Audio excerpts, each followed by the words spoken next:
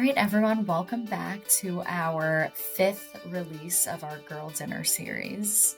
Michelle, I have to say, for this movie, this is kind of the dark horse of our season because I had forgot that we had it on our original list, but I am just giving it all away in the first opening that this is like such a fantastic film.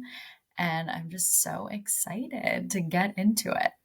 Not to spoil this out of the gate, but the second that glitter started falling in the opening credits, I was delighted. I'm like, whatever comes next, I'm all in. Delighted. And for someone who really doesn't have any connection to the 80s, I wanted to go back in time and grow up in the 80s with all the horrible hairstyles and all of the music that comes along with it. 80s, and also what I was not expecting was to feel nostalgic for the year 2004, the early 2000s era. I have been realizing with this season in particular, this isn't a movie that I remember you and I having any connection with. I don't think we've talked about it much, but I don't know if you have any real background behind this or if this is technically the first time you're watching it. I had seen it before, but I was thinking so much about How to Lose a Guy in 10 Days. It falls in that category for me where I've definitely seen it. I remember bits and pieces of it, and I've probably seen it more than once, but it has been so long that there were so many things that were surprises to me, things I didn't remember. And I'm always fascinated by the things that stay with us, like the little details and the things that you just like completely forget about. The spirit of so many of the movies that we've covered, not just this season, but I think on our podcast in general, stepping away and then revisiting some of these movies is a trip. It's like a completely different experience coming at it at this point in our lives. I couldn't agree more. And I think this is the first time I've watched this movie as a 30-year-old. So it was a special moment this time around. It's too bad that we're not recording this when we were decades apart because we could have had the teen and real adults perspective. But now we're just wiser and we're kind of Jenna at the end of the movie when she comes full circle. I agree. So you said that you've seen this, like this was just like on TV and you've seen it a bunch of times, but same like had not seen it in a long time. I can't pinpoint the last time I've seen it, but it's a movie that I remember so well because I've seen it so many times. But to your point, anytime we sit down and rewatch these movies before our recordings, I think I look at things in a completely new perspective. And there's things that I end up really appreciating. And I think of all the movies that we've covered in this season so far, I have to say this is my favorite. Me too. Yeah, I was not expecting that. And when I was finished, I was like, why is this not one of my favorite movies that I watch all the time? It would be such a great comfort watch. I mean, just the nature of it, because our main character is essentially a 13-year-old, even though she doesn't look like it most of the movie. It feels so like pure and like safe in a way. For me, like when I think of a comfort watch, I don't want anything that's going to be like too scary, that's going to like trigger anything. And this movie feels like her fluffy pillow. I'm sure we'll get into that part, but I really resonated with that scene. I think that we should all try it now that we all have anxiety. So. Yeah, so I mentioned this when we first started recording, but one of the things that I was not expecting was to have such nostalgia and an affinity for this time period in like the year 2004, especially because I worked for a magazine in New York City like just a few years after this, like starting in 2006, I think, or 2007. So the way that the office was decorated and the outfits that they were wearing, the meetings that they were in, all of that felt pretty spot on from my experience. I mean, obviously we didn't have like this big party, dance party, and we didn't have a feud with a competing magazine. But yeah, I felt like I was very much transported back to that one of my first jobs and like missing it a little bit, missing working in New York City, and really, I feel lucky because so many of the movies that we saw in like the late 90s and early 2000s were women working at magazines. And it was kind of showcased to us as this like dream, female job. And I remember like when I got that job saying a lot of like, it's not like how it is in the movies. Like I'm in this like windowless little corner of this, high rise. There's one instance specifically that I remember where I went out to lunch and a rainstorm came out of nowhere and I got completely soaked and I had to like go buy a new outfit, like a head to toe outfit, like down to a new pair of shoes in order to return to work because it was like I was that soaked. So, when you think about real life versus movies, you're always going to like not have all of the glamour. But there were aspects of it that left me yearning for, having the vibrancy and like just like the life of being in the city. And Laura, I know you worked in the city too, so you can kind of like share your memories. Also, just having like a bunch of places to like go to lunch. And I think the fact that the movie, I don't know if they said the period of time it was supposed to be set in, if they ever shared like what her birthday date was, but it felt like the summer to me. So of course I was not reminded. I remember the rainstorm because that happened in the summer, but I was not reminded of like, having to walk from the subway in the snow and like your fingers are frozen or any of that.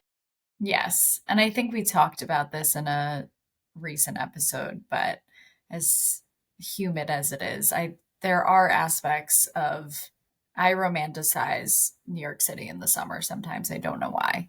I think because it's a little bit quieter. People clear out, go to the Hamptons. But yeah, I think if this had taken place in a different season, it would have been a completely different movie. Did this bring you back to when you worked in the city? Not really. I think because she definitely works in Midtown, but I didn't work for a magazine company. And I think it's probably a different perspective between you and I because I started working in 2015. So a lot of years had gone by. And I think the overall feel of working in a corporate company in New York City has drastically changed. This is probably attributed to the movies that I grew up watching. But I think when I think of films like You've Got Mail and this, I always had this dream of working in New York City. And unfortunately, when I had the experience of doing it, it wasn't as glamorous as I thought it was. I think it's just the nature of how much corporate has shifted. I think there's something really special about being transported into this world and feeling like you kind of get a taste of this amazing experience that she's having working. I think really initially from the first moment she steps into the building, she's confused and there's a lot going on, but it was really exciting for her. Like she has this line where she says, "Oh, it's kind of cool that we both have jobs." And she kind of just dives headfirst into this new role that she's in. And because she grew up idolizing these magazines and then was able to end up working there, I think it really did feel like that sparkly, shimmery idea of working in Manhattan in the 2000s, early 2000s. Yeah, I couldn't help draw so many parallels between this movie and the movie Big, which is like the same Mm-hmm. concept essentially. But I really liked the take on this that Tom Hanks's character in Big really kind of like struggles toward like finding his way in, getting a job. One of the other like big differences that I noticed in these two movies is that in Big and also in like really like any movie that involves like time travel or someone being, plucked into like put into a different world, even like Freaky Friday, at least the two women like had each other. She tried to tell Maddie and Lucy like what was happening, but she pretty quickly like handled all of it on her own and really embraced stepping into this life. And it was cool to see her like just have a lot of fun and not like struggle too much through it until she got to the point where she was kind of like contending with this person that she was at age 30, or this person that she turned into in this timeline. Yeah. I was thinking a lot about that too, because I've always liked the movie Big. It's a movie we grew up with, but I think this would have been a completely different movie if she had just turned into a 30-year-old and was living in the current time. I think that's what makes this movie so special is that we see the transformation of all the characters in her life, and they're all still around. And a lot does change in that amount of time, and it's just interesting to that play on this type of movie. What did you love about this movie? All of the 80s and 2000s girliness of this movie. This is a very, very girly movie. No shade to any guys who were watching this. We're happy to chat with you about it. Like I said, I mean, the movie opens with glitter appearing on the screen, and then we get to see it again when she gets her custom dream house that Matt made for her birthday, and the Razzles and the multitude of outfits that she wears throughout the movie, which are all, colorful and like very feminine. We're a family of 4 girls, so we did not have a lot of masculine like stuff. Even like, and your longtime listeners know we're very close with our cousins. They're definitely like an extension of our siblings, but we also only have 3 boy cousins of 14 of us. So as our dad always says, like, we grew up in a very girl world, and this movie is very much a girl world. And it just made me feel instantly that I fit in and that I wanted to just, sit down. I got up to make popcorn halfway through because I'm just like, I'm here. I'm totally engaged in this world. I'm really happy that they included the scenes in the 80s though, because sometimes that can fall a little flat. And I thought that the actors were great. And I did hear that they chose Jenna's 13-year-old self because she looked exactly like Jennifer Garner. And I think it's the same with Maddie and Lucy as well. I couldn't help but appreciate the set design of Jenna's house. It clearly was like on a lot, but it felt so real and realistic of anyone who grew up in the suburbs and just having like, again, I didn't grow up in the 80s, but that just felt very much like an 80s room of a 13-year-old. And then like the transformation of them showing the picture of Poise and like what a dream apartment will look like. And then she gets that dream apartment. Both her and Matt's apartment are definitely like an unrealistic dream of what people end up living in Manhattan. But again, I think that's part of the dream scenario of like what everyone is working towards to like grow up. If you live outside of Manhattan, if you end up moving in there, that's what everyone really wants. I also really loved the way that they transformed her like childhood home in the scene where she goes back. They kind of went above and beyond in bringing that house up to date. And it felt really, I mean, I did grow up in the 80s, but I feel like I identify more as like a 90s kid. Like my memories of the 80s are a little bit more muddled, especially like her room. I didn't have that kind of quintessential 80s like teenager room, but just seeing what her parents did to the house to after she moved out, where you kind of see remnants of her stuff, of her life, but redecorated and, trying to be an empty nester. And even like Matt's room at the end kind of had that same vibe where you still saw like some of his stuff in there, but it obviously is not a room that either of them have been living in. Yeah. Yeah. It's kind of heartbreaking in both of those scenes of just not, realizing. He even says like, you can't turn back time, but it's like so much time has moved forward. And there really is, it's crazy to think about 13. It sounds very long ago, but in the grand scheme of your life, it's not like that many years, but it's such a different look at us. Like you're 40, I'm 30, living on our own in completely different cities and states.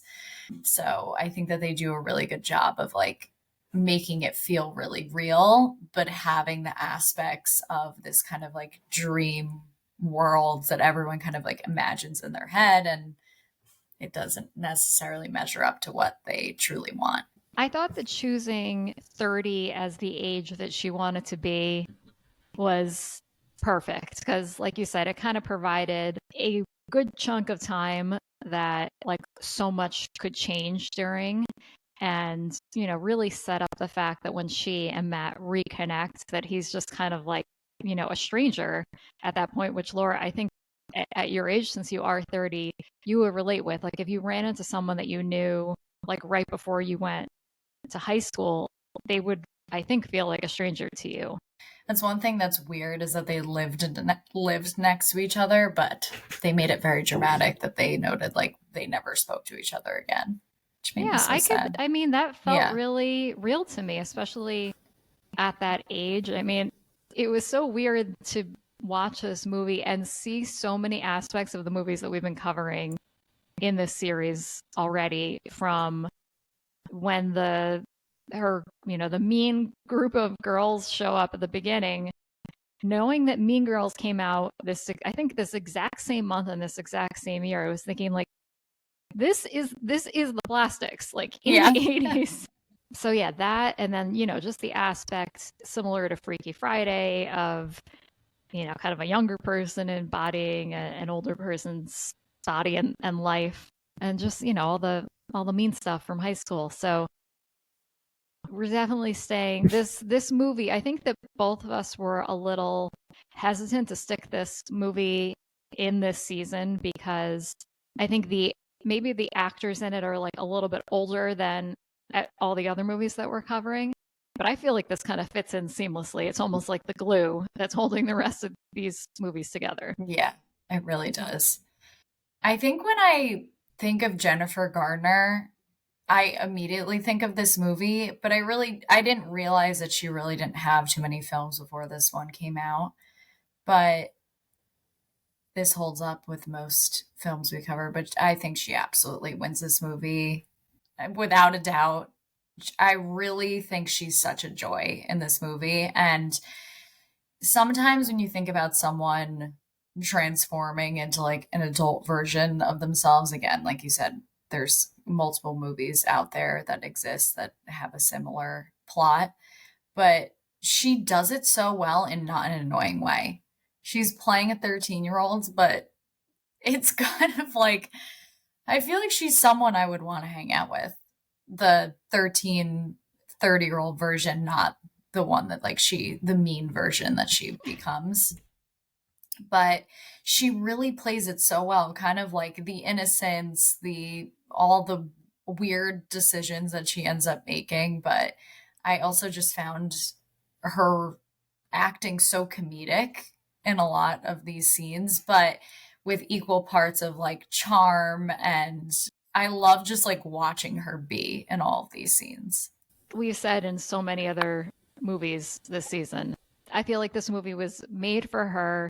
The point that you said, like, she wasn't annoying, that is so key because I think that that could have very easily happened. But instead, what ended up happening for me is like, I really felt myself relating to this 13-year-old spirit in like a woman's body. There's the scene where she's sitting in bed watching a movie surrounded by snacks. I think that so many millennial girls our age or ages, like that is kind of our dream scenario. It's not out dancing in a club. If we were given the choice to do any, choose from any list of like activities that people our age should be doing, or sitting in bed with snacks watching a movie, I think that we would choose sitting in bed, staying home. Yeah. As much as this is an Oscar film, which I know I repeat a lot in our episodes, but I feel like there were a lot of tender moments in this movie that felt very relatable. And I don't know if it's because I myself am now 30, but there is this idea of growing older and not realizing like how quickly it really comes. It kind of just shows up one day. And I think especially just when she goes back home and sees her parents for clearly what had been a long time, it felt realistic. It felt like someone who moves into the city, never goes home and sees their parents, and boom, they're older. Even that conversation that she has with her mom, I think is really special because it just feels like a conversation I would have with mom. Yeah, yeah. I'm gonna save more thoughts on that Mhm. for favorite scenes, favorite Yeah. quotes. Yeah, this movie has a lot of heart in it, in addition to the comedy that's in it, but it's not. I didn't feel like it was overly sappy, which it could have been based on like kind of the theme of this movie and like the style of it. I felt like they somehow managed to pull off being really heartfelt without it getting too sad. With like they still stayed in the movie's genre. Yeah, I'm gonna bring up How to Lose a Guy in 10 Days again. It felt similar to those scenes that we really loved in that movie where she was visiting his parents. Yep. The way that I felt watching Jenna being home with her parents felt like when Andy from How to Lose a Guy in 10 Days was visiting Matthew McConaughey's parents. Like that same, Yeah. like, this is really nice and kind of taking a break from like the silliness of the movie, but it still fits. Yeah, it's very, I don't even want to use the word heartwarming. It's very heart melting. It makes you just want Mm. to melt and stay there for a little while, and it feels very human. Mm-hmm. I really loved when Jenna, like you said, she kind of just accepts this world, and when she really just leans into it, which is pretty early on in the movie. Even the scenes of her and Tom Tom going out and having drinks, and she's clearly just having such a good time in this new body that she has. And there's so much realism, I think, in this movie. Even though this is an impossible thing to happen, it feels like how I would act as a 13-year-old in a 30-year-old's body. Yeah. It felt spot on for what it should have been. I like that they didn't go the route of dedicating a big chunk of the movie to her stumbling and like trying to figure out how this new world works. That they saved that for like the later half of the movie where they made it more about her growth rather than her like struggle. Yeah, I feel like most of this movie she's thriving, Yeah. not struggling. I think that moment where her and Matt are walking at night and they just go on a walk, like that's a really tender moment because she just has this realization that she hates the person that she has become. I also really liked that it was believable to me that had she taken this path, that she became friends with Tom Tom and the Six Chicks and kind of like blew off Maddie or removed him from her life. The influence, especially of your friends when you're like a teenager, is so impactful. So that really worked for me. That even though we're seeing this like sweet person, we're seeing Jennifer Garner, like how it's so unbelievable to us as the viewer that she could be this terrible person who's firing people and being an informant to their competing magazine Yeah. and having an affair with the art director's husband. But then when you see like who Lucy is and especially like who she was like as a kid and you're like, yeah, if this is the person that she was hanging around with all the time and she really looked up to her, of course she's going to like mimic that kind of behavior. And yeah, I could see her becoming a terrible person. Yeah, I mean, we didn't get too much. We only got some snippets of the six chicks, so I don't think they were like as evil as the plastics because they didn't have much dialogue. They kind of just threw their jean jackets at her. But Mean Girls are not great. It makes me terrified if I have children someday of how I'm gonna protect them from the vultures. I feel like you would have a Maddie as a son, Yeah. little boy with a camera. Speaking of Maddie, let's dedicate a couple minutes to talk about Matt's character, Mark Ruffalo, and young Maddie, because I The can probably trifecta. use 20 minutes. Trifecta. Trifecta. I teased this in our last episode that I said at the end of the season, I want to talk about all of these like boys in all the movies that we've covered, and men, I guess we can say, and how we would kind of rank them as our favorite. And I said, from my memory, this character of Maddie, mostly infused by Mark Ruffalo's performance, would probably be my number one pick. Without, I Yes. still haven't seen the next two movies we're covering. I haven't seen yet, so I don't want to like. This is not my final vote, but it was everything I remembered and then some. Yeah, he just checks all of the boxes of being such a good, kind person and very also realistic. This is exactly who I think who someone who was into photos growing up would grow into. I mean, I don't want to speak for you, but I think I can speak for you. This is definitely like both of our types of guy. Yes. This is like the way that he was dressed, like those sneakers, his like, you know, not trendy outfit by any means, but like looked really good in what he was wearing, even though it was very like casual and it was him. He was authentically himself. I think that that is something also that's very important to both of us. The way that he reacted to Jenna coming back into his life really spoke to who his character was and spoke to like what a good person he was, because he didn't immediately jump into the fact that like this beautiful woman, his dream girl from when he was a teenager, was kind of like all in on just wanting to reconnect. So I felt like he did the perfect job of being himself and kind of like protecting himself, because obviously she hurt him, but also being patient with her and kind of, even though I don't think that he really thought that she traveled from the past or like skipped over all these years, the way that they kind of re-fell in love was done at such the perfect cadence and felt realistic to me. Yeah, and it felt very realistic of two people who had such a history of friendship first, because, like in other movies, like Big, where they kind of go there and it's super uncomfortable, that they had a lot of just innocence in their friendship and adult life, which I felt like was really special. And it was more about them just enjoying the time that they had together and reconnecting of things that they had kind of lost in the past, but it being in present tense. I think they did a great job in splitting up kind of like her time in the office, her time in her apartment, and then like kind of their love story. But selfishly, I just wanted like, I want more scenes with like just the two of them. I also felt like they had, as actors, have really good chemistry. Yes, great chemistry. But again, I think that the friend chemistry is even more important than the romantic chemistry in these roles, Mm-hmm. but they were able to hit on both.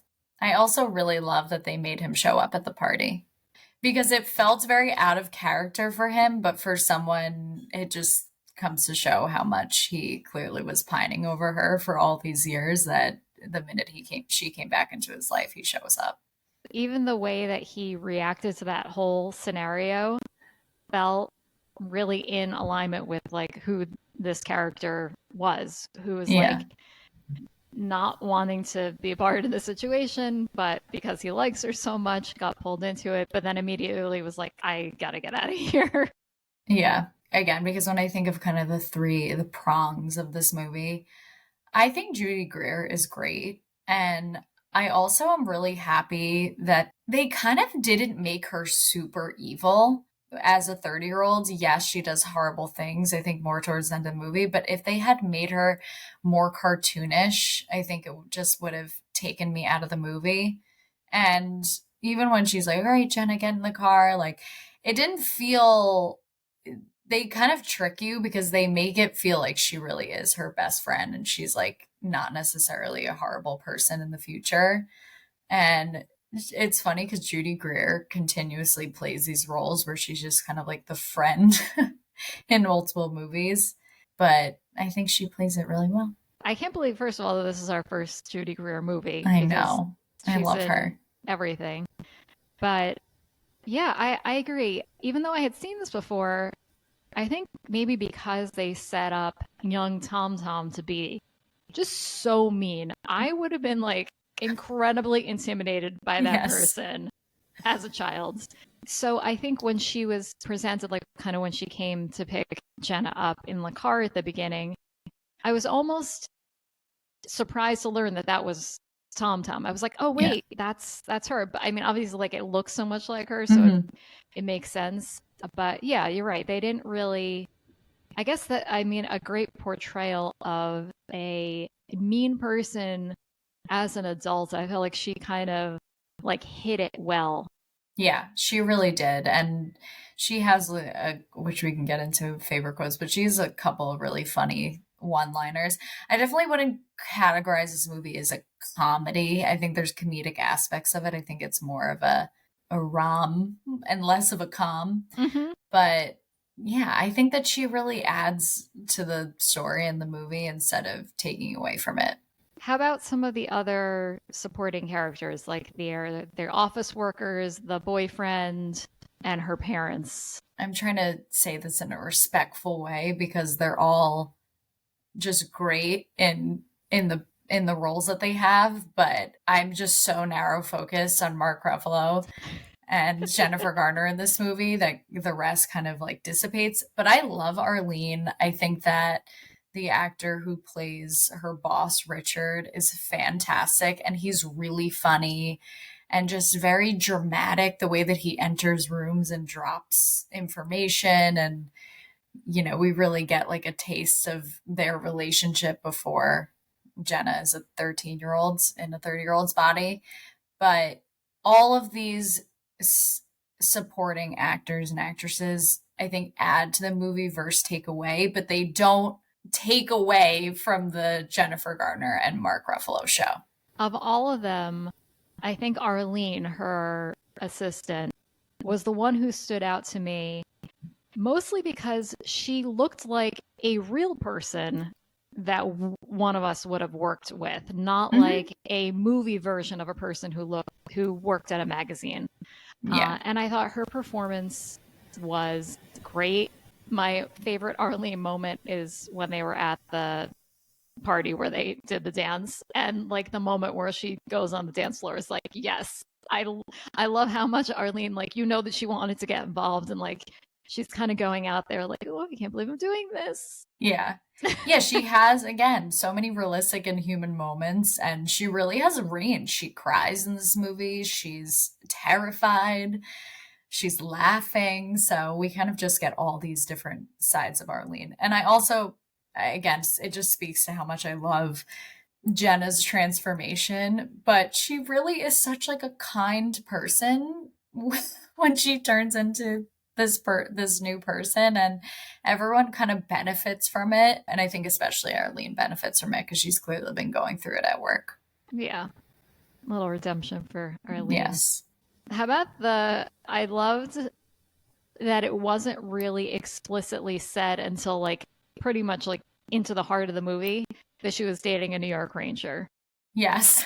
I love that inclusion because it was so not realistic, but realistic. Like if you had to sit down and dream up who you would be at 30, you're dating, a famous hockey player, you're friends with Madonna or you've met Madonna, you have all these famous people plastered on your wall, you're working at your favorite magazine. So I think, again, that just added to it. Like he's such a doofus. Definitely not someone that I would be attracted to, but I thought that was a really funny inclusion in the script. The scene where she's at his apartment and he's like, I'm going to do like a striptease for you. I was dying because before he started, the outfit that he was wearing, he had this kind of like black shirt, black pants with a belt. And just like his physique and his hairstyle, like he looked like a figure skater. So like the Yes. beginning of it, like his whole striptease like looked like a figure skater routine to me, and that just it cracked me Yeah. up. I love that they made their relationship. They really leaned on the comedy. I mean, from his introduction, I love her yelling out to him when she says, "Just go away." To have someone who is like a more serious love interest for her, I think would have taken away from our, like you said, your sole focus, our sole focus on Mark Ruffalo's character. Yeah. I also love the nickname Sweet Bottom. I think it's hilarious. Yeah, that works for me. Whoever came up with that, good job. Yeah. I don't think there is an outfit that I don't love that Jenna wears. I want all of the outfits. I am debating going online today and ordering a couple.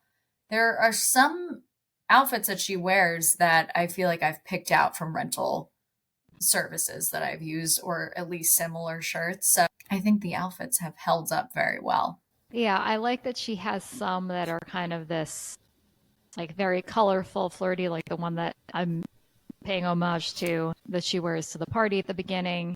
I think I read this that this was kind of purposely done that as the movie goes on, she kind of morphs more into like her true self, like her 13-year-old self, where you see her wearing like more like headbands and Mm-hmm. ribbons and shirts with like floral prints on them. And also that I think that they tried to do the same thing with Judy Greer to make her look more like extreme and more like evil as time went on. So it was fun to kind of be tracking that. I really appreciate the montage scene because they show her in this like adorable park the outfit that she wears in the park when she first hires Matt to be the photographer. She has a little rose necklace, which I thought was Mm. really sweet and just reminded me of springtime, even though I think this takes place in the summer. And then it goes to her pink pajamas, that little poof that she has. And I feel like I think a lot of women are kind of leaning into that pajama set now. The black dress that she wears when she goes out to drinks I liked I didn't want to be boring, but I really no, liked the black it was dress. great. And then I guess this is the montage scene. I love all of her outfits that she wears when her and Matt are starting to fall in love and they're doing the shoot.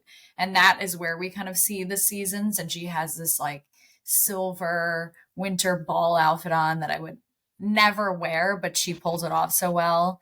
And then she has like a red skirt and tan tank top combination. And I think her hair just looks really great. Whoever was the makeup and hairstylist on this film did a great job. And I think my favorite outfit is the one that she wears on her and Matt's supposed to be date night, because she has that pink ribbon and it starts raining and it's just very sweet. And it reminds me of a dress that I would want to wear. I was a big fan of all the ribbon inclusions, like the Yes. ribbon headbands. Ribbon Uh, is back. I'm always thrilled to see a Mm-hmm. ribbon resurgence. This is a very boring outfit, but I really liked the outfit that she wore when she went back home. It was just kind of like this like brown sweater, but I Yes. felt like it had like a nice I like that silhouette with, like wide leg jeans, which are back, which I'm thrilled about because I was never really into the skinny jeans. It's funny that you say that because whenever I see that scene, I think of you. If it's something you would wear. So I wanted to call out a resource that I used to put this outfit together. The site is called Mimosas and Manhattan by Courtney and Kelly. And Amazing. I'll link to this. There is a full post of this young woman who did a Mimosas and Jenna Rink series where she takes a bunch of the outfits from the movie and recreates them. And she does a fantastic job. Like so many goals and takes all these pictures in Manhattan. Can't wait to share this with you, Laura, and to share this with everyone else. I think that I might have to purchase some of them if she links any pieces out. Also, Yeah. love her outfit that she wears when she's giving her presentation, the first presentation, with Mm-hmm, the mm-hmm. little pink cute top with the heart on it. And again, I think that all of these outfits are very intentional, and I know that she was kind of morphing into who she wanted to be, but they all felt kind of girly. But I do think there's a lot of things that are fashionable right now that are appealing to our age group that do feel a little bit girly and 13-year-old-ish, but it's in present day, so they add some class on it. So I think they did a good job of making it seem like it would be something that she would pick out as an adult from her beautiful closet that she has. Yeah, like the return of jellies. Jellies are back. Yes, jellies are back. So many things that are back. I can't keep up. Since we have so many wonderful things to say about this movie, what didn't you like? I think just kind of one big thing, and that is as someone who worked for a magazine, as a I really designer, hope you're going to say what I'm thinking. I had a lot of confusion about their meeting in which they decided that they needed to do a redesign in order to outdo their competing magazine. What is the competing magazine's name? Is it? Sparkle? Oh, Sparkle, Sparkle. Great name. It was a great name, and I felt like, I guess they did this on purpose. It felt like Jenna should have been working for a magazine called Sparkle because it felt more like her. Did not mention this, but very ironic that J-Lo is Over on the her cover shoulder, of those, the whole just movie. looming everywhere on stands, on subway ads. There was a lot going on. Weird. Very weird. Foreshadowing. Well, was Also, this before or after? Were Ben and... or the in between. I don't know. I'm not sure. We have to look this up. This is important. It really confuses me. I don't know that much about any of them, Ben, Jen, or other Jen. But so many Bens and Jens. From what I know about Jennifer Garner from her Instagram, she seems like such a lovely person. And I'm so confused, like, not that J-Lo isn't a lovely person, but like how Ben married both of them. They seem like such two completely different women. I guess that's where my confusion lies. Yeah, it's true. I think that Ben Affleck and Jennifer Garner had met on the set of Pearl Harbor, but I could be wrong. We need some fact checkers. Anyone who has... She wasn't in Pearl Harbor, was she? She was. She was one of the friends, one of the nurses. Oh.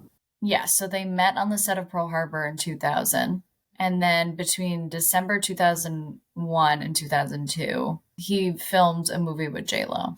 The summer of 2002, Ben and Jen Garner develop a relationship on the set of Daredevil. And wait, I'm so confused.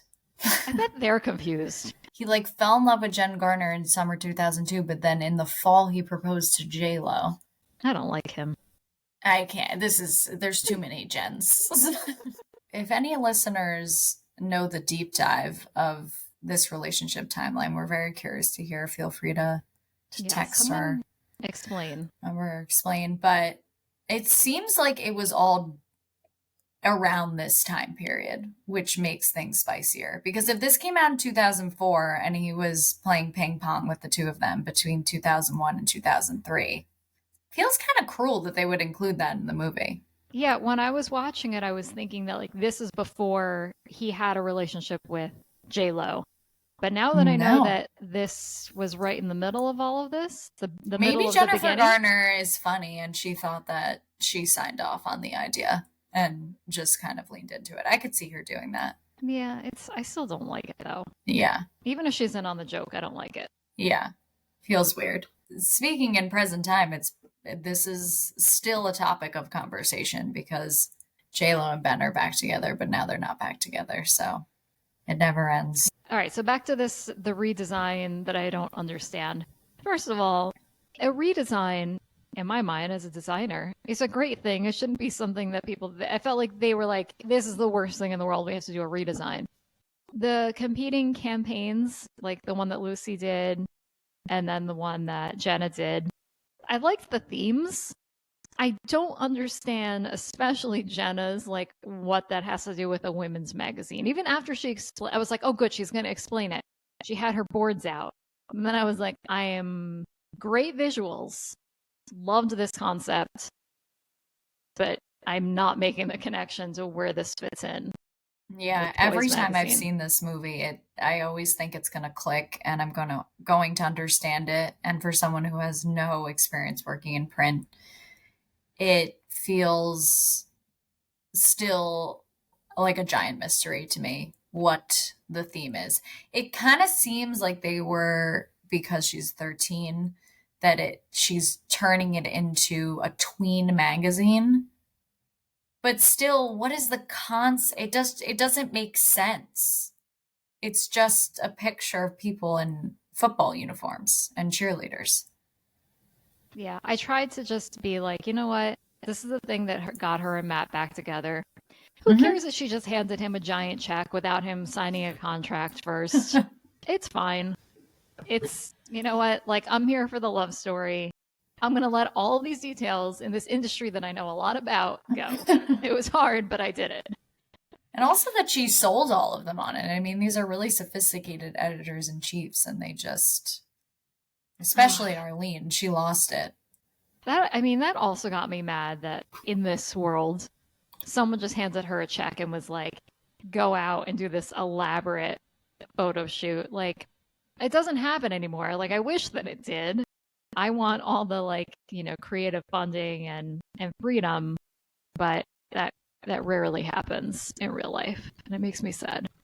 It just it's never going to make sense to me. But I really enjoyed the shoot scene, so it makes up for it. I also wish that when Lucy gave her pitch, I loved how like over the top and like themed that there's this like, kind of like the evil woman theme. But I had wished that her outfit in that presentation had been a little bit more like villainous. Yeah. Yeah, I know. Again, I think that they almost toned down the evilness of Lucy in the movie. That was it for me. How about you? Nothing wrong with it. I mean, if anything, it's smart that they did this because if we liked these people, we wouldn't be rooting for Jen and Maddie. Hate Wendy. I wish that she would go to Chicago and never come back. She's so boring. And don't love her hockey boyfriend. That would have been a not a good inclusion, but it would have been funny if they somehow got together. Yeah, He likes ice and cold. He should go and move to Chicago with her. he could have been I'm traded. liking this plot twist. Can I just interject now that you're mentioning Wendy? I mean, like so many movies do this. That we saw this in It Takes Two, at the beginning of this season. Like the last minute, we need to move the wedding date up thing that happens in movies is always like, Yeah. No, I think that they had already always planned to get married in 2 weeks because he says it at the beginning. so they didn't move it up like days because she No. kind of like when she came back unexpectedly, she wasn't like, let's get married tomorrow. I was just hearing Clarice in my head. Let's get married. How's about tomorrow?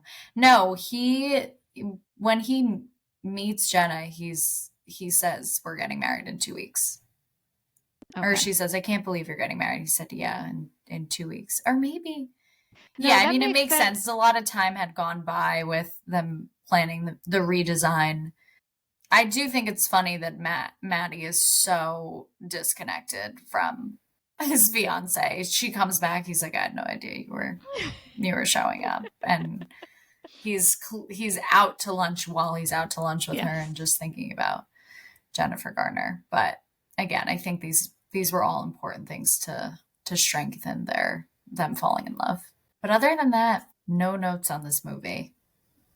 I'm excited to like maybe watch this movie with our nieces and nephews. Me Maybe not too. just yet, but maybe like in 5 years. It's a pretty PG movie. It There's not is. much going on. Like Yeah. compared to Big, Big Yeah. is like kind of dark.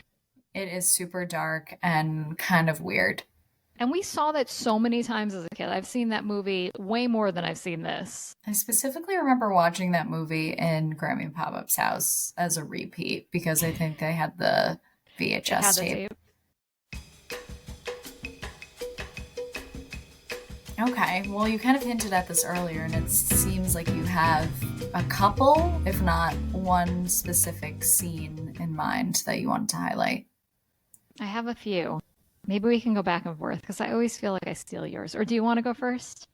Yeah, I mean, I hinted at this earlier, but I do think this movie has a lot of tender moments. I really, as subtle as it is, and I think that there's the montage scene is always going to be that's the one scene that you have to show someone if they've never seen this movie, especially because Liz Phair is playing in the background and it's just so romantic. And you just want to, like, if I saw that scene, I would sit down and watch the whole movie start to finish immediately. But I really like the scene when they're walking in the West Village and she kind of shows up to his house in her pajamas and, or sorry, does he, oh, he lives in the village, Greenwich Village. So she shows up and she's in her pajamas and they're going on this midnight stroll, whatever time it is. And it's where he finally reveals what she did to him when they were 13 and that we didn't see. And I really love Mark Ruffalo's explanation. I think he just does a really good job, and you really feel her emotion and how hurt she is that she would hurt him and feeling so guilty about who this person that she became, even though this isn't such a serious movie. But I just think that's a really powerful inclusion that they did that. They could have kind of just dropped it in when they met, like, oh, well, you were mean to me in high school and this is what you did. But clearly he had been holding on to that for so long. So maybe we can cut in that dialogue. Just tell me. Well, you came out of the closet and I started to sing my birthday song to you, and then you picked up and threw at me with impressive force, I might add, the dream house that I spent 3 weeks building for you. And then you just stopped being my friend and never spoke to me again after that, ever.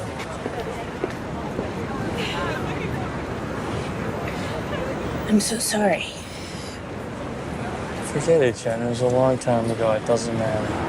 Matt, stop being so nice to me. I don't deserve it. Yeah, his execution of that scene is so good.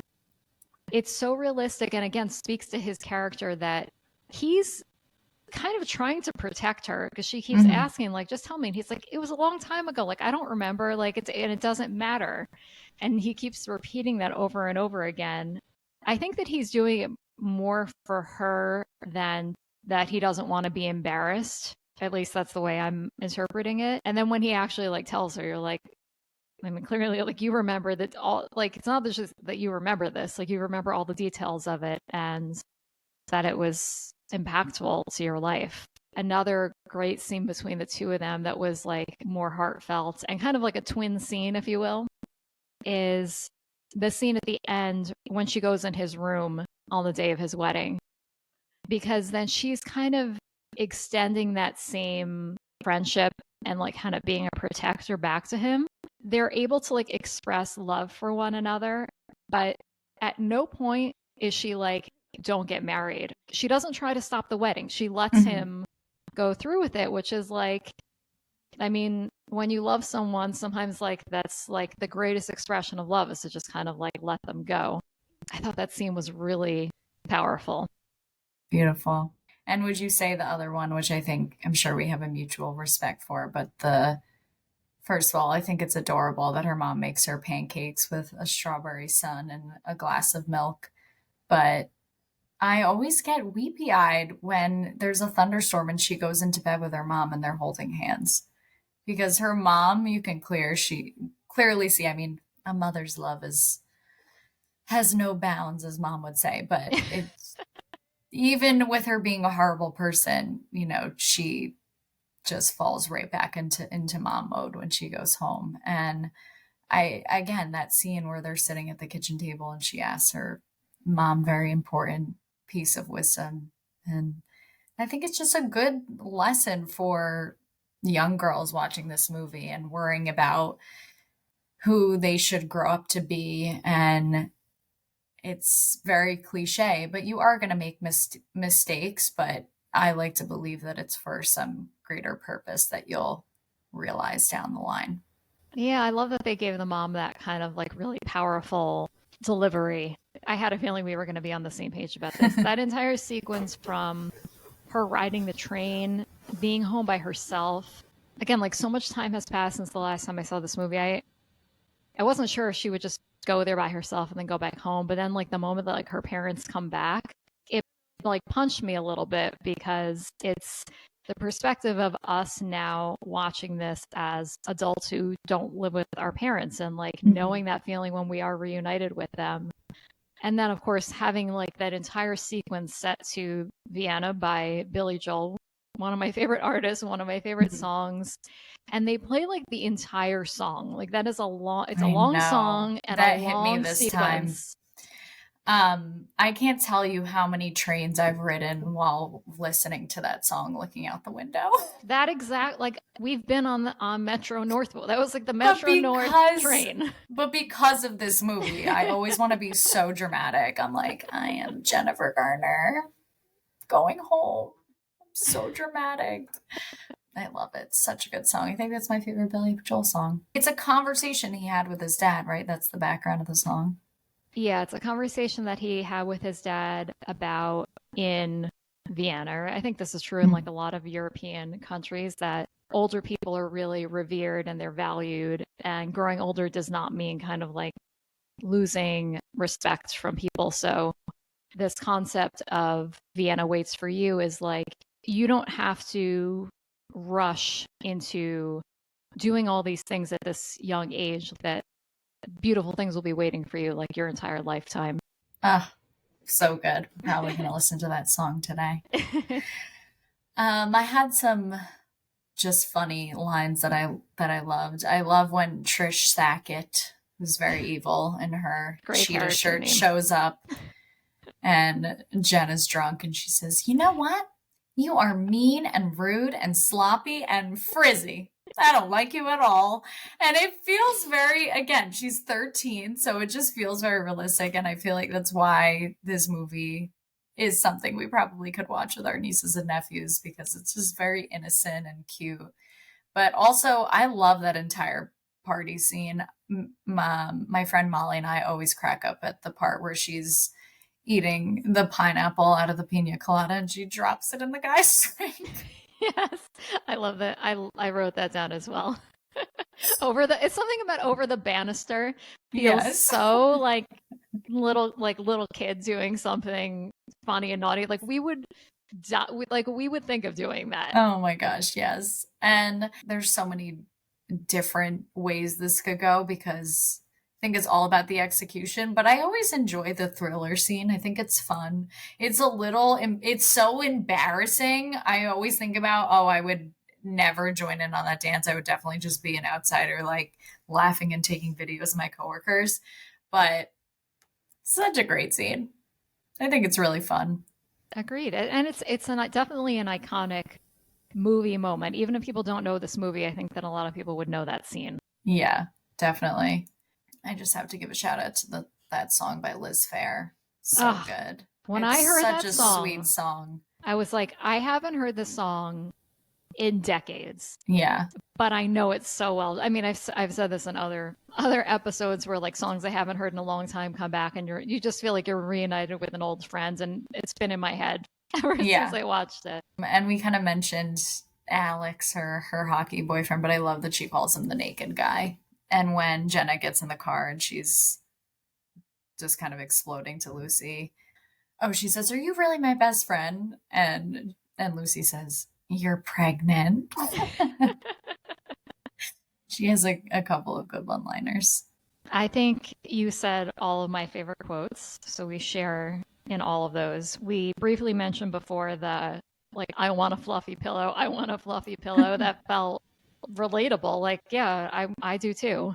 I like that she insisted upon that.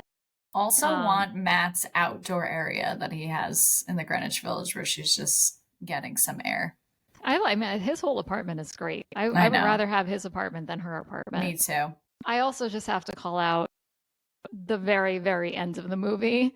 I like that when she goes back into her like 13-year-old self, that she seemingly like has the memories of this experience that she went through, of like seeing what her 30-year-old life is going to look like. And then it was so satisfying. The whole sequence from her kissing Matt, running up the stairs, ripping up the paper that she had given to Tom. I was like, yes. And then him saying like, "Where are we going?" And that was truly, again, I know I've seen this before, but did not remember. I'm like, where are they going to go? And then emerging as this like married couple, it just brought me an immense amount of joy. I know. And I was reading that they had, I don't know what the alternate endings were, but they were playing on some other ideas, but I think it was perfect. Wasn't Absolutely too drawn perfect. out. They had a cute song in the background. I love that they show them moving into their house and them sitting on the couch on the front lawn. Him Just taking the felt really selfie. sweet. I know. I was like, I don't care if this is like so basic and in line with, but No. it was a great bookend to the very beginning. I know. He just It has really like was the so updated great. camera. Yes. I mean, it's probably only like a minute long from start to finish, but just like if I'm in a bad mood, just like watch that little scene and that would cheer me up. Yes. All right, should we get into food in this movie? Yeah. Not too many moments. I think it's more of a really good snack movie. But I did notice when the shrimp cocktail came out at the Poise party, I was all in. I wanted to take that whole thing. Sometimes you go to parties and the food, the finger food sucks. I never see shrimp cocktail because it's one of those dishes that needs to be the right temperature. But I'm always the bitch by the shrimp cocktail at any party that I go to. That's been you since you were a kid. I like that you've retained that. From 13 to 30. Yes, raw fish and citrusy garnishes are my vice. Did this make you want to eat just a lot of watching a movie kind of snack food, like did the Cheetos do The anything for Cheetos. you? I love Cheetos. Yeah, I wanted to have a slumber party as a teenager and just have a lot of junk food around and snack with my friends or cousins or sisters because we definitely didn't have too much bad junk food in our house. But No. also, I thought that was so mean that not only they left our party, but they took the snacks too. That was the worst part. That was the Yeah. worst part. Not even them leaving, but it was just felt very cruel. If your brother could get beer, he could get you some pretzels too. I made me want a fruit roll up when she's eating fruit roll up on her finger. I just also think that scene is really funny. I don't know if Jennifer Garner thought of that inclusion, but I thought that was really clever. Yeah, I don't know why I just keep thinking about the shrimp cocktail and pina coladas. Yeah. Oh, a pina colada sounds good. We need more haven't had pina one. coladas in life. We do. Oh, you sent that recipe the other day. I did. I think I'm going to make it. Maybe I'll make it today. I should have made it along with the movie. I wasn't even thinking that. And it's ironic because I'm 30 now and I have been able to drink alcohol for 9 years legally, but this is a virgin pina colada cocktail, which I'm craving more virgin cocktails as of recent. But I just love that she says non-virgin. We'll link to that recipe. It's a Molly Buzz, right? Yes. Molly Buzz virgin pina coladas. And if you want to spice it up, you can. Yeah. Maybe maybe you want to re-listen to this episode, you can have a drink along with it. Are you a more chocolate candy person or a fruity candy person? I am Neither. I'm a previous fruity candy lady, but as of recent, more chocolate in my adult life, specifically dark chocolate. I really love the dark chocolate rip-off peanut, like not Reese's, peanut butter cups from Whole Foods. The Justin's. No, not even Justin's. Not Justin's? It is the 360 brand from Whole Foods. I think I bought the wrong ones then. I bought those upon your Justin's recommendation. is great too. But they always have it at the checkout when I'm going to do self-checkout and I grab for them. Doesn't come with many in the bag, and I think it's over $4.50, but worth it. What about you?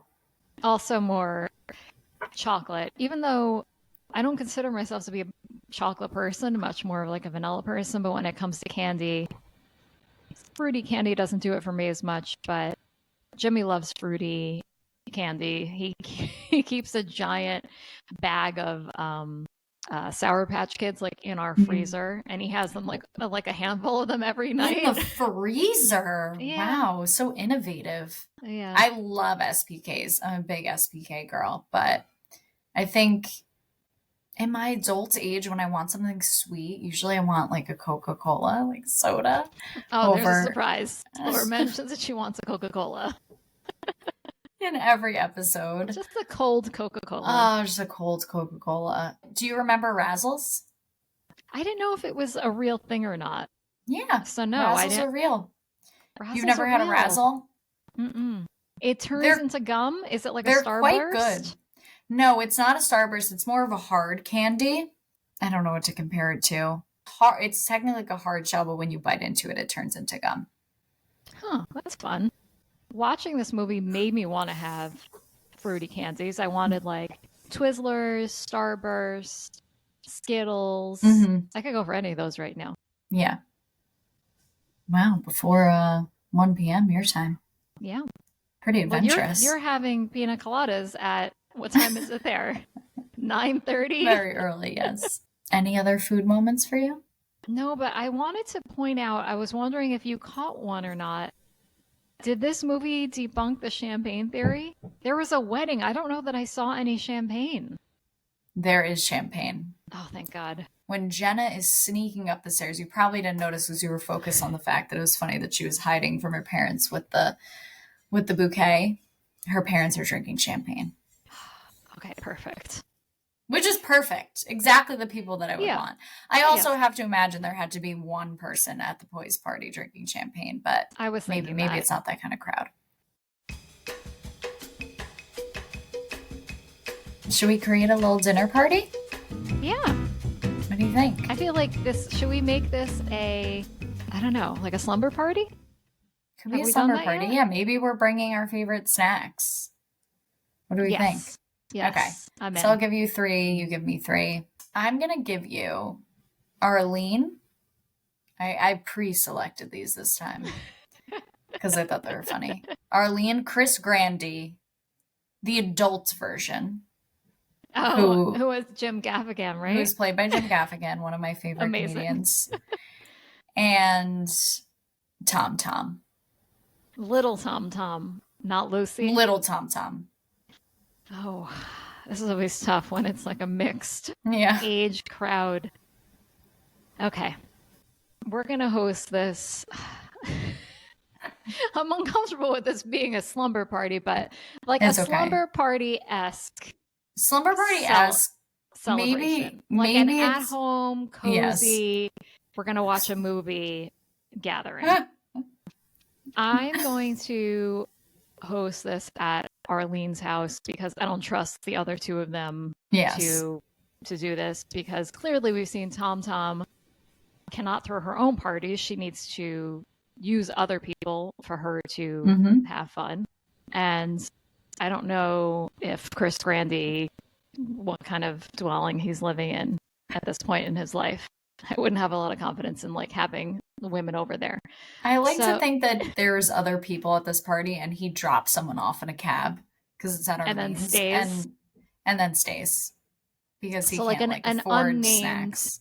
Not someone in our movie world, just a background actor guest that he's dropping off. Okay. Yes. That feels like a good scenario. Checks out. And why would Tom Tom, other than hopping dimensions and time, be at Arlene's? I think she got some fucked up fairy dust or whatever they call it, wishing dust. And instead of turning into her 30-year-old self, she just stays the same, but she's in the future. And she somehow like has a run-in with, like, maybe in this time warp, it exists as young Tom Tom and old Tom Tom. So she somehow got roped into this world. And she met Arlene because Tom Tom works at Sparkle. And she's like, I need someone to believe me that I am actually 13 years old. And Arlene's like, you know what? Why don't you come by? I'm having a slumber party with Chris Grandy. We'll talk it over. Okay, perfect. All right. So now that I'm in the right state of mind, I think that Arlene is going to make all of the best fried snack foods. So we're going to do mozzarella sticks, curly fries, potato skins. Nice.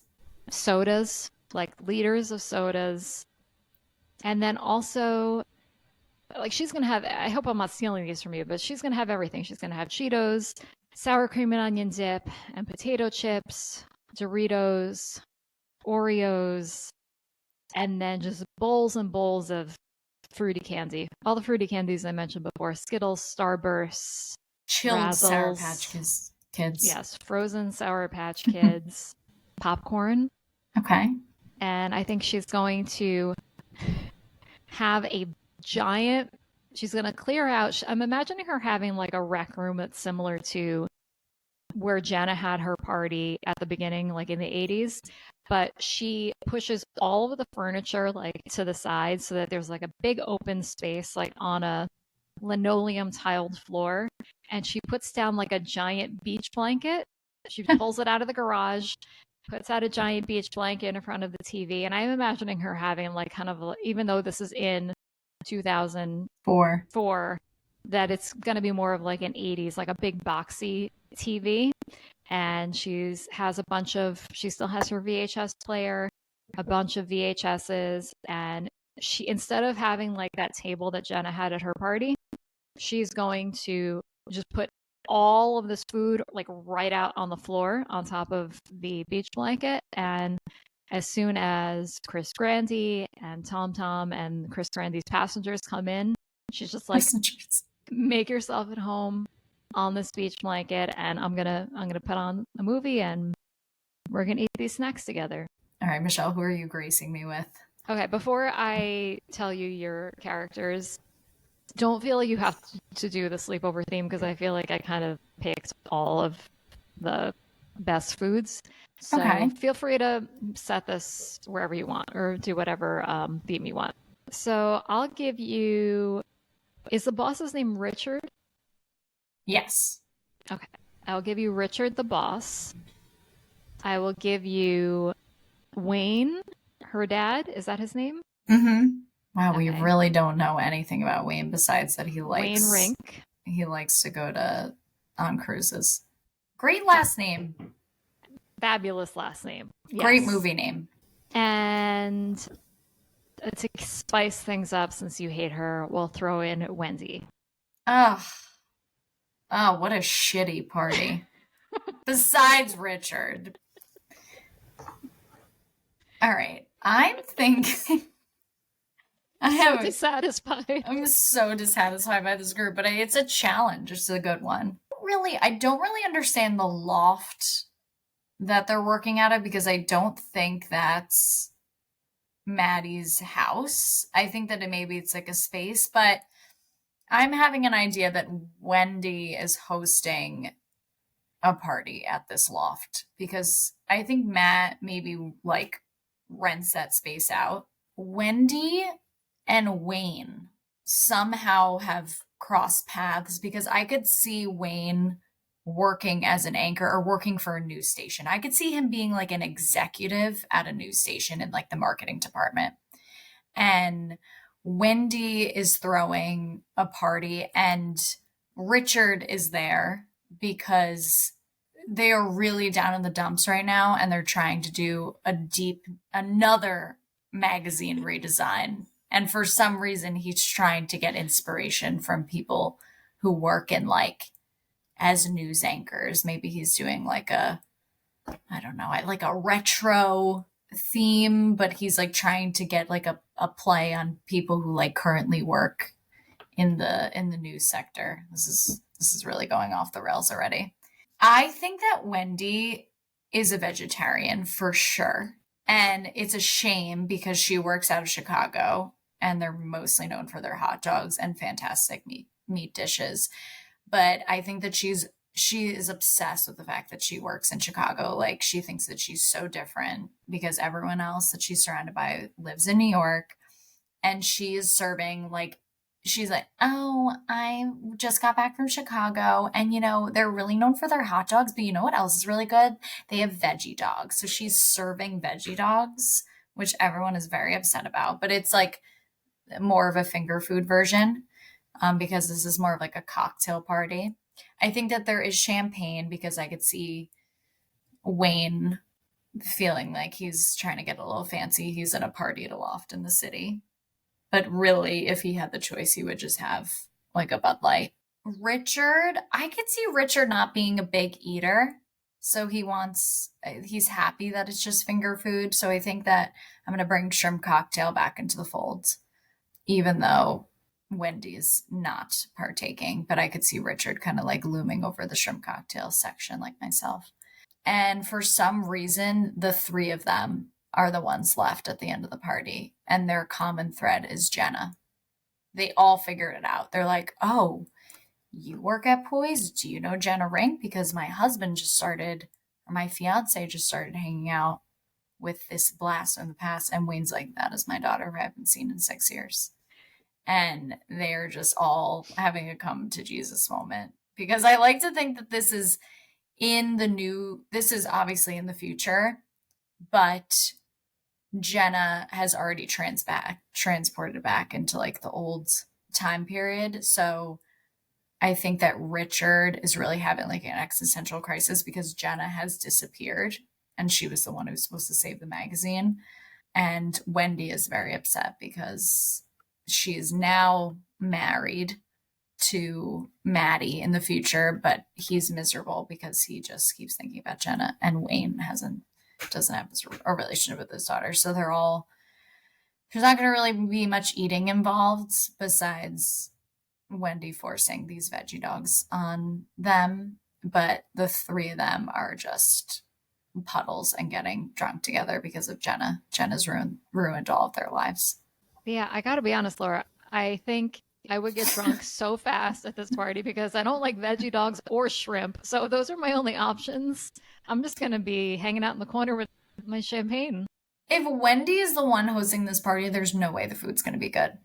Yeah, she seems like someone who, me and you, if we were planning something, it would be like very food forward. We would have way more than we needed, both in quantity and variety. And she seems like someone who is like, you're going to have this gathering and the food is like an afterthought. Like she almost like forgets that she has to serve anything. I don't know. I'm just picturing, I don't know why I keep thinking about one of my favorite scenes from How to Lose a Guy in 10 Days, but when they go to, she says that she doesn't eat meat and they end up going to that random vegan place and he's just eating like a bowl of, it looks like quinoa or something, and I could see her doing like little quinoa cups. I think she's just really forcing the veganness on everyone at the party, and no one wants it. So thankfully that she has shrimp cocktail to make up for it. But I think that she just got it from whatever the local grocery store is, and it seems like that's a loft in Brooklyn. Poor Wayne. Wayne is absolutely stopping for McDonald's Wayne has on the way home. No daughter. He is far up the chain at this news anchor place, but he's like retired and he just kind of got roped into this party, but so people don't really know him as much. And he's just forced to hang out with these people he doesn't like. Wow, these are eclectic dinners. Yes. I didn't think we were going to go in this direction. I'd definitely choose the Arlene party. Okay. Appletini or pina colada? I'm going to do pina colada. Have you had an appletini? Yeah, appletinis are great. Oh, wow. I don't think I've ever had one. The color turned me off. Did I never tell you about one of the first times Jimmy and I, when we first started dating, we went out with his friends to a sushi place, like in the city, like a cool sushi place. And we had appletinis. And it was the first time I had edamame. And I didn't know that you weren't supposed to eat the shell. So I put an edamame in my mouth and I was just chewing it for like 20 minutes because I was like, this is not disintegrating. Oh my gosh. Do you feel like an appletini is the right setting for like a sushi dinner? Yeah. It feels right. Upper West Side or Greenwich Village? I know I said that I wanted Matt's apartment, but I think I'm more of an uptown girl. Okay. Love it. J-Lo or Jennifer Garner? Definitely Jennifer Garner. Nose job or boob job? As in, like, I have to get one? No, just like your preference. In general? Mm-hmm. I think between the two, I would probably get a nose job. I'm like, I'm more comfortable with my chest you than have my a nose. lovely nose. Thanks. Jesse's Girl or Ice Ice Baby? Jesse's Girl. Razzles or Pop Rocks? I've never had a Razzle. I'll go with Razzle. Okay.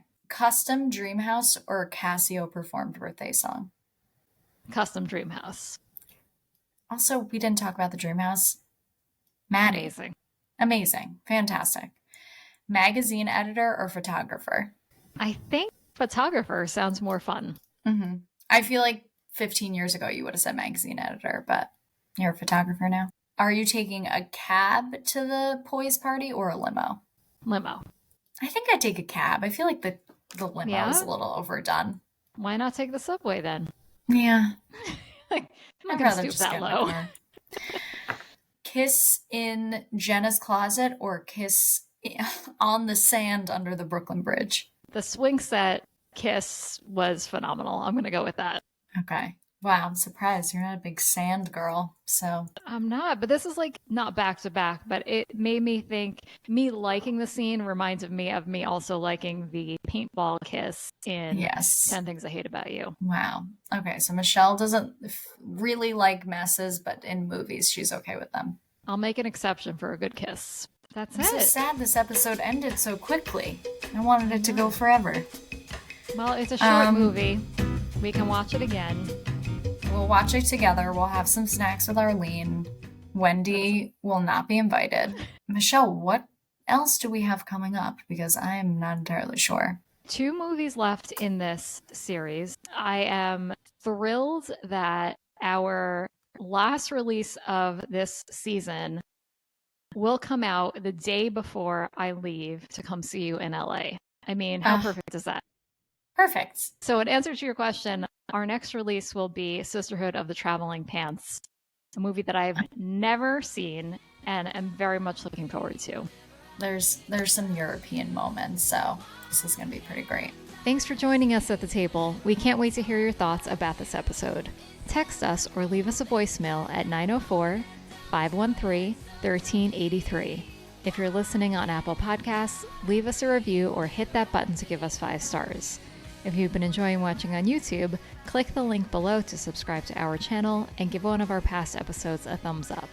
And lastly, tell a friend by sharing your favorite episode with them. Thanks so much for supporting us.